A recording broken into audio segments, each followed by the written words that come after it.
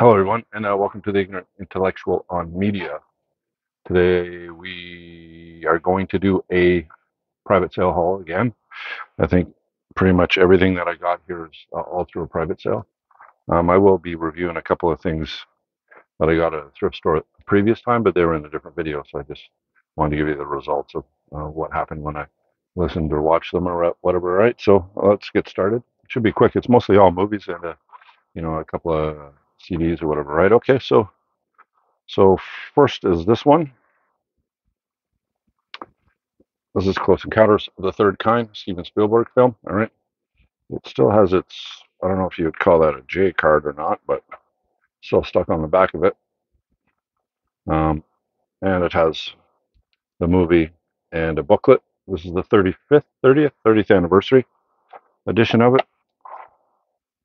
So it has the nice booklet, mostly images inside. And then it has a nice, opens up like that. So it's pretty nice. All right, so it has a whole disc of extra features and a map on it. So, anyways, I watched it. I remembered it fondly when I was younger, watching this. It's basically the third kind, Close Encounters of the Third Kind. The first kind is what? The first kind, Close Encounter of the First Kind is when you see, some sort of anomaly or flying saucer or whatever within, 150 meters or 150 yards or somewhere along those lines. And then the second encounter is something a little bit more definitive. I can't remember. You could look it up. And then the third encounter is when you actually meet an alien, right? So Close Encounters of the Third Kind. It's basically, well, it's one of the few films that Richard Dreyfuss basically, um, was a lead in.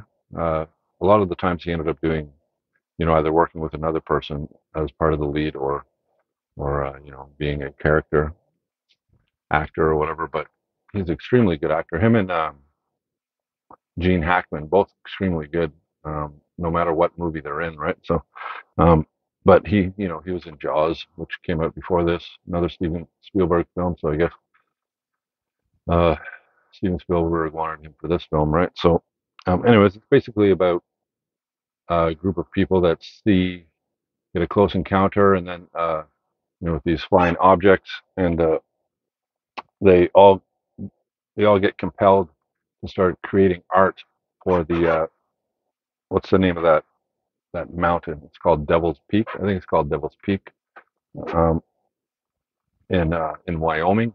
They have this urge once they see it once they see the image of that landmark on television and news, they all want to go to where it is because they're drawn there. It's because every flying saucer that ended up getting into contact with people all sent an invitation in their brain to go to this place and come meet them, right? So the army has the whole section blocked off within 300 miles and everything, and they kind of try to get through, and they're all stopped except for a few, and a few make it through. The one being Richard Dreyfuss, right? And then they end up meeting the aliens, and then Richard Dreyfuss goes back with them. Now it's ripe. It was ripe for a second film, in that it's a good standalone film. You can end it that way, but um, it's perfect for a sequel, right? In that Richard Dreyfuss goes off with the aliens, and the second movie could be him returning 20 years later or whatever, right? That would be a good sequel to it, but I don't think it's ever made. Unlike like Starman. Remember Starman? Um, and she ends up getting pregnant from the alien and has a baby. And then there was a second film or a TV show that expanded on that, right? Perfect sequel. They didn't do it with um, Close Encounters, which is a bit of a disappointment, but it's one of Spielberg's best films. Spielberg is like probably the greatest American popular director, where he makes films that are really popular, but they're also really good. I mean, that mix, he has that talent to mix popularity with just good filmmaking, right? You don't have to have an obscure film that's really good but wasn't popular at the box office. You can have a Steven Spielberg film that does both, right? So that's Close Encounters. I have it on DVD, but I never got it on Blu-ray until now. So I got it on Blu-ray in a nice box set. All right, what's up after that? All right, I picked up some obscure stuff, some Italian Giallo stuff from a guy, and one of them is Poor Pretty Eddie, which is basically a really bad film. It's awful. It's such an awful film. Um, you get to see what's her name there, Shelley Winters in the film. You get to see Shelley Winters in this film, and when she's older. And man, she was such a heartthrob when she was a kid. It was before my time, but if you watch her in her early movies, she was an extremely beautiful woman. And she, just gained weight or whatever, right? So, and then she ended up starting to do a bunch of B movies, right? Anyways, this film is about like a singer, African American singer who's been on tour for a long time. She just wants to take a break and get away from it all. So she drives into the country, and she ends up at her car breaking down in this country area. And there's a guy there that is the girlfriend boyfriend of Shelley Winters, who owns this this bar that's surrounded by cabins that you can rent or whatever, right? Um, so she ends up going there, and she ends up getting sexually assaulted by the guy, and he ends up, you know, anyways, it gets really ridiculous. He ends up trying to marry her, and all this other kind of stuff, and he thinks he's like a great singer, but he's basically just an Elvis clone, right? And anyways, it's pretty. I don't know what you would call it. All I know is that the film was extremely bad. All right, and um, she get revenge on them after. I can't remember that. I watched this a few days ago, and I can't remember the ending to it. Yeah, that's how bad it was. Anyways, it's one of those drive-in movies from the 70s. All right, so and then there was another one that I watched as well. Let's get that one out.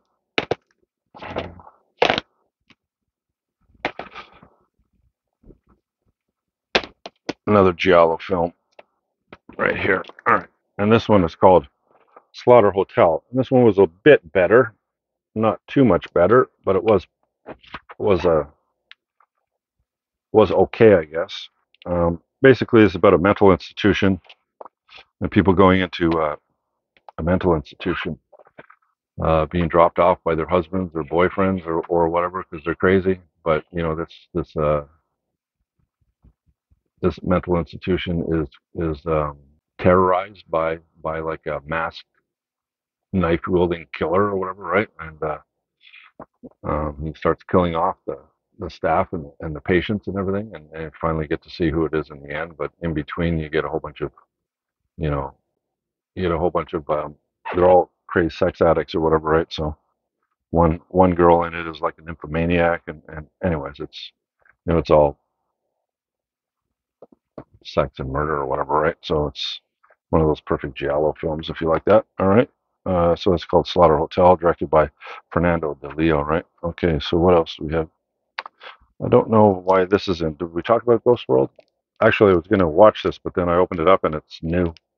I didn't open it up all the way. I put it in a plastic bag, but it's actually new, so I'm just thinking about whether I should open it or not, or just find another copy of it and watch the other copy. In the Heat of the Night, I already spoke about, so I got to put that in with the other criterions. This one I watched. Okay, so this is Harlan County, USA. I don't think this has a Blu-ray. I think it only has a DVD and it's out of print. So I picked this up, and basically, it's about the Harlan County strikes from the coal mine. And what was the name of the woman? Barbara Koppel ended up doing a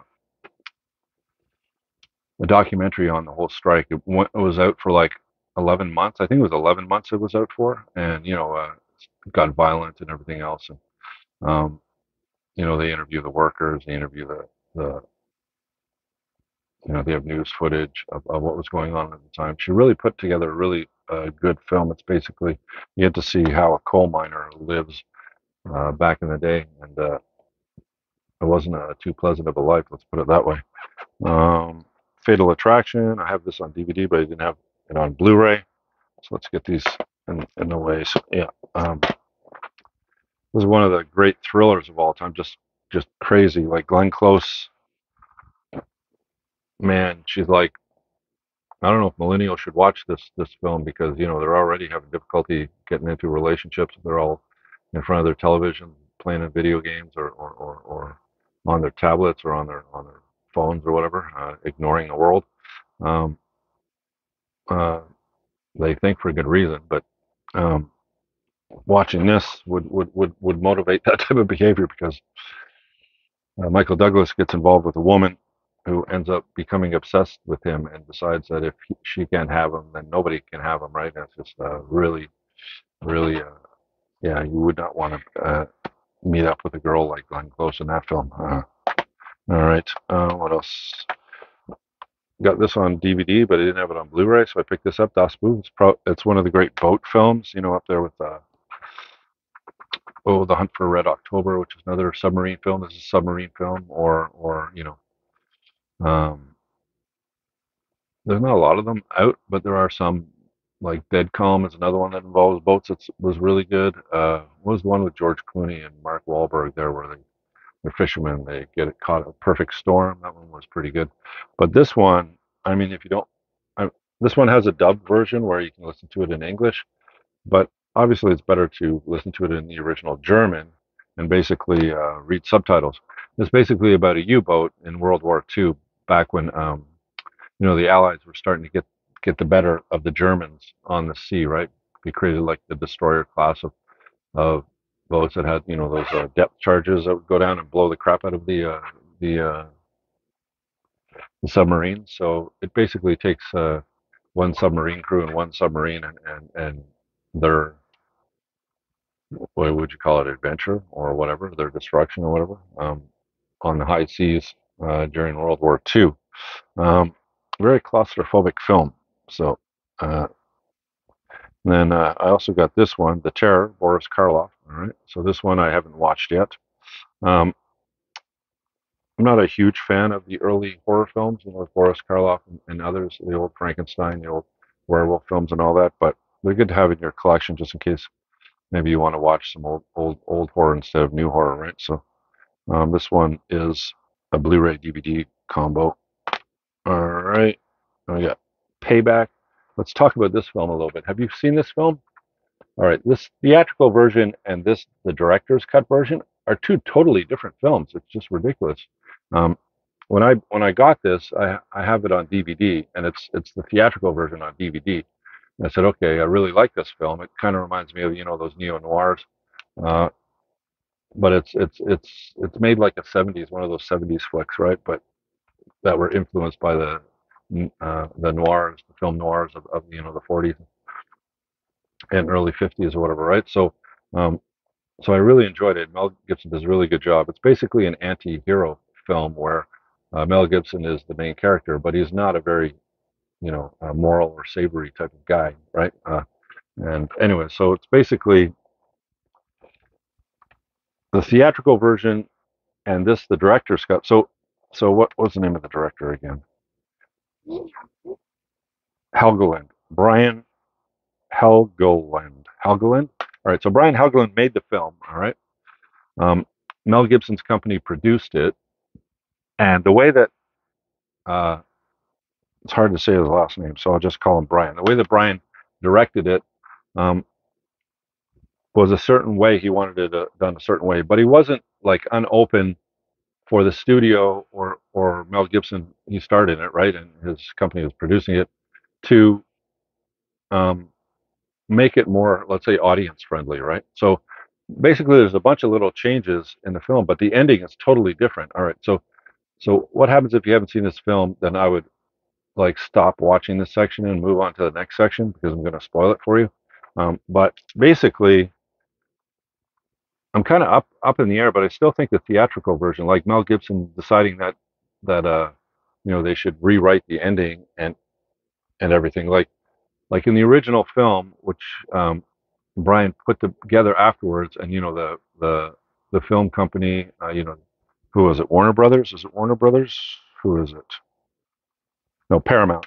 So Paramount and Mel Gibson agreed that they would let Brian put it back together the way it was originally, but he kind of manipulated it a bit more and did a bit of a different soundtrack to it and everything, and created a whole new film that was more closely um, related to the film that he originally imagined and he originally, you know, filmed. So what happened was he ended up leaving, and they ended up getting a second director to film a whole sequence, of things that happen at the end of the film.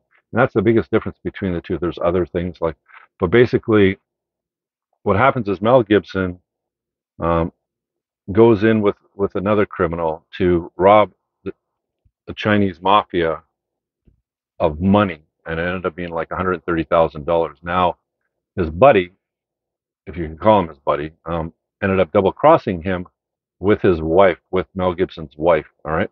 And how he did it was he showed a photograph of Mel Gibson with another girl and made the wife jealous. And so the wife decided to betray Mel Gibson. And how they did it was they robbed the Chinese guys, and then she ended up drawing a gun on him and shooting him twice. All right. And then he's laying on the ground dying, and they take the money because he needs that money um, to not Mel Gibson, but the other guy. What was his name? So we're not getting confused here. Mel Gibson, Greg Henry? I think it's Greg Henry. All right, so Greg Henry, if I'm wrong, sorry, Greg. All right, so Greg Henry. Anyway, so Greg Henry needs that $130,000. He was just setting up Mel Gibson because he wants to get back into the quote unquote the syndicate or the outfit, right? And so he has that money and he gives it to them, and he kills Mel Gibson. Well, everybody thinks Mel Gibson's dead because he got two bullets in the chest or whatever, well, in the back, anyways. But he survives, and he ends up going back to New York City and to get his 70,000. And he doesn't want more, he doesn't want less, he just wants his 70,000. So he ends up hunting down Greg to find that money. But first, he finds his wife, and from his wife, he tries to find Greg through his wife. His wife ends up.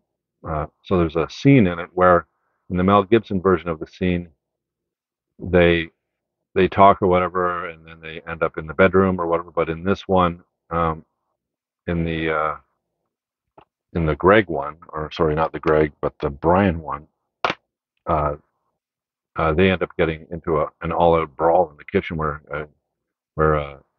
Mel Gibson throws her across the room and everything else, right? And he ends up forcing her to, because she's a drug addict, forcing her to detox, locks her in the room, but then she has some secret heroin or whatever in her shoe, and she ends up overdosing and dying, right? So he ends up moving on, um, and he starts looking. Anyways, let's jump to the ending, and that's where the whole different is. So basically, what Mel Gibson does is go up through the syndicate to different guys until he gets to the head guy, who is Chris Christopherson, and kidnaps his son, um, with another girl that he used to drive around because she was a prostitute or whatever, and he would bring her to her different locations and protect her or whatever. But they end up having a falling out, and that was the girl that was in the picture that his friend that double crossed him showed his wife, right?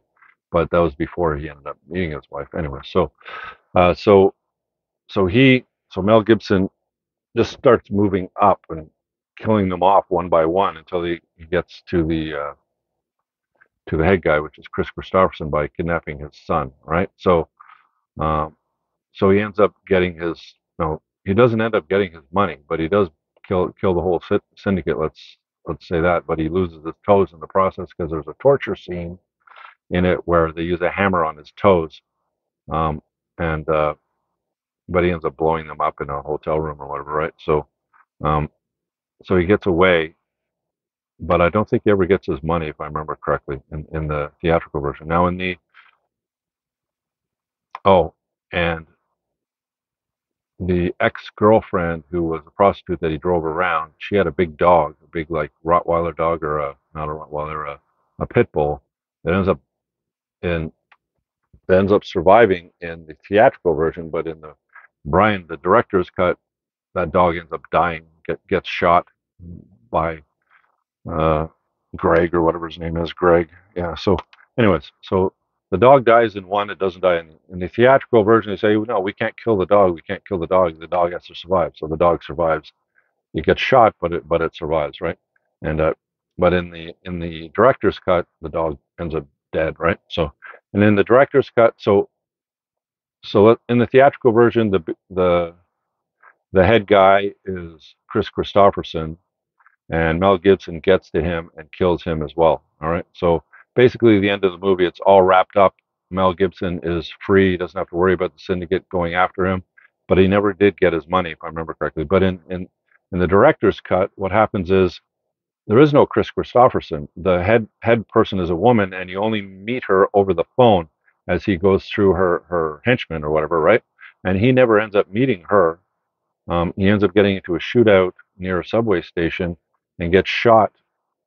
And then the prostitute girlfriend ends up showing up, putting him in a car, and then they drive out of the city. And you don't know what happens after that. But they end up having, a duffel bag full of $130,000. So he gets the money in the director's cut, but there is no Chris Christopherson. There is no wrapped up ending or whatever. They're just kind of trying to escape out of the city with the $130,000, and it looks like Mel Gibson's going to die or whatever, right?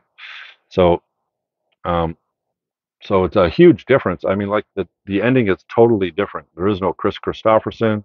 He doesn't make his way up the food chain as much in the theatrical in the director's cut that he does in the theatrical version. So I'm not sure which one is which, but it's two basically different movies. It's like ridiculous how different the two films are, right? And so I guess I got to keep the DVD with the original on it.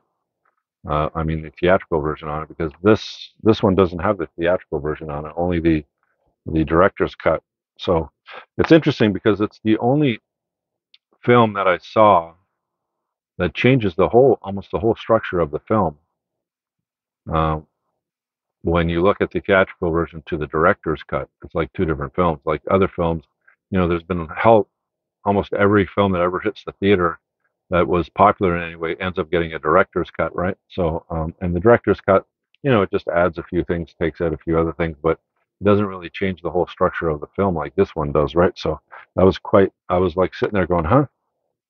I'm going like this because I'm thinking the director's cut is just, added footage. Maybe there's another 10 minutes of footage that they had to take out to make it a certain length, and now they don't have to worry about that, and they can add those scenes back in, and it usually it helps explain the story more, right?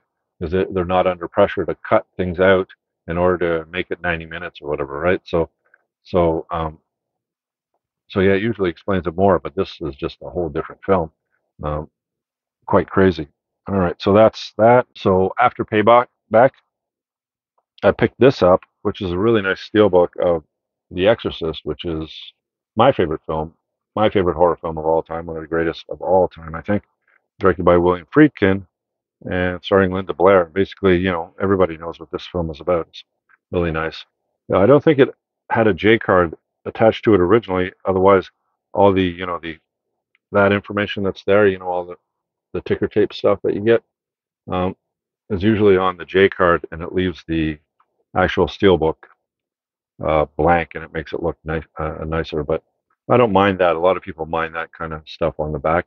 I wouldn't even mind the whole, uh, you know, synopsis of the film or whatever and all that on the back of it, even if it is a steelbook. The reason why I get a steelbook isn't necessarily so much for that or that. It's for this and how every steelbook is exactly the same like this. And then when you put them all in a row, it really looks nice, right? Anyway, so I got this. Basically, it's a horror film about a girl who ends up getting possessed by a demon, and the priest that ends up exorcising that demon from her. Right? It's a really spooky, scary film. Right? And when it came out in the '70s, it gave a whole bunch of teenagers nightmares. And I actually watched it recently over the last few years, and the special effects in it still hold up. So extremely good film. All right. So what else do we have here? All right.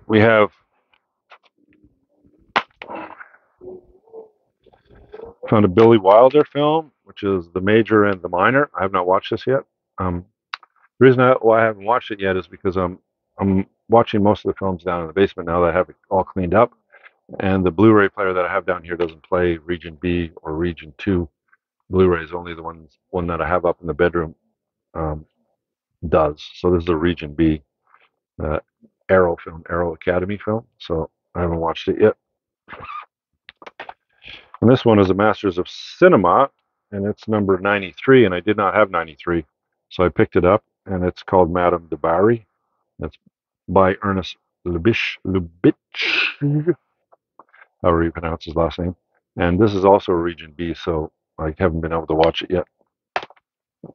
But I do collect the Masters of Cinema series. You want to say something? I just want to come. I Come just on. want to be in the video. Okay. And then a third one I picked up from the same guy, also a Region B, is Shadows, and this is a British Film Institute version of this film by Cassavetes, which I have not watched yet either. And it's actually still in its packaging. So those three there, and anything else? Okay, let's do this one. We'll leave the last. All right. So a friend of mine, I mentioned this in a previous video. A friend of mine, we were speaking about country music, and I said I really liked what was his name? I'll put the album there that I picked up, and his name, Childress. Anyways, I'm getting old, ignorant intellectual, right? So he said he liked country music as well, and one of the bands that he really liked, like the Childress guy that I'm talking about, is like the old style country, that old bluegrass type of country music, not more of the pop kind of like Garth Brooks or Shania Twain, those guys. Not that bent where it ended up becoming more into the pop version of country. So he recommended the Drive By Truckers, and I ended up finding two Drive By Truckers albums. All right, but this stuff isn't garbage. It's just straightforward. You know, uh, I don't know what you'd call it, country rock, I guess. When I put it on, let's do the first few songs. I go, these guys sound a lot like Blue Rodeo. If you're up here in Canada, you'll know who Blue Rodeo is. So if you like Blue Rodeo, you're probably going to like Drive By Truckers. Blue Rodeo is okay, but Blue Rodeo is the type of music that you play in the background or on in an elevator. You put on your CD player in your car, just so that you don't have to concentrate on the music and won't get into an accident. You put that, it's just straightforward, mellow country rock, if you know what I mean. It sounds like everything else, you know what I mean. There's no real unique sound to it, and these guys are just continuing on with that tradition, I guess. But I'm not going to keep them. I don't think they're good enough to be in my library. So, and last but not least is I found this George A. Romero's Creepshow. All right, and a nice Screen Factory box set with one of those hard boxes. All right, and it has the DVD Blu-ray. All right, and it also has a booklet. All right, so that's kind of cool. I like I like these. I like the booklet ones. The Criterion Collection used to do it a lot more than they do now. Now it's mostly pamphlets or inserts in a lot of their things. So when you actually get a full booklet, it's nice. You can read it. You can look at the pictures. Um, it's a good addition, right? So, and Creepshow is basically Romero's. I don't know what you, but it's like four. I think there's four stories in it, and it's from a 4K scan. All right. And anyways, there's four stories, and you'll get to see Stephen King in it. You'll get to see Ted Danson from Cheers in it. You'll get to see the Naked Gun dude, the Canadian, airplane Naked Gun. What was his name? Leslie Nielsen is in it as well. Anyways, it's like four creepy stories about. Well, I don't want to ruin it for you, but basically, it's quite a fun film. All right, and I think that is everything. So I have a bunch of stuff to add to my collection or to upgrade it. Like I said, a lot of the stuff is upgrading from DVD to Blu-ray or whatever, right? So I have Creepshow in a DVD, but I didn't have it in a Blu-ray. Now I have it in Blu-ray. All right, um, so that's everything. I hope you enjoyed the video. It's quite quick this time, and if you do, leave me a thumbs up. Think about subscribing, and you have a great day. And I'll talk to you in my next video. And bye for now.